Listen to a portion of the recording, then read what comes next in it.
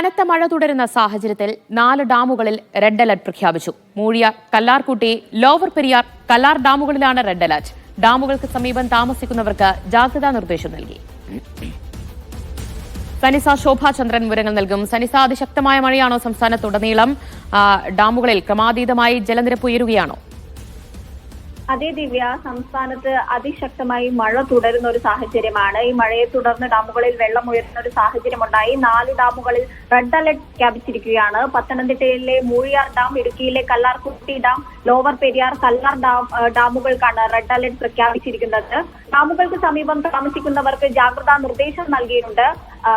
സാഹചര്യം വഷളാവുന്നതിനനുസരിച്ച് അടുത്തുള്ള ദുരിതാശ്വാസ ക്യാമ്പുകളിലേക്കോ അല്ലെങ്കിൽ മറ്റു സ്ഥലങ്ങളിലേക്കോ മാറി താമസിക്കേണ്ട സ്ഥിതിവിശേഷമായിരിക്കും ഉണ്ടാകുക.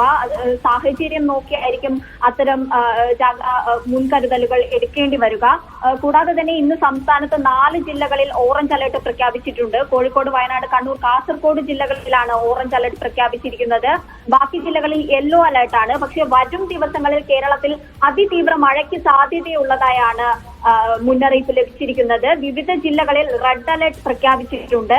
കൂടാതെ തന്നെ കേരള, കർണാടക, ലക്ഷദ്വീപ് തീരങ്ങളിൽ 16 വരെ മത്സ്യബന്ധനത്തിന് പോകാൻ പാടില്ലെന്നും മുന്നറിയിപ്പുണ്ട്.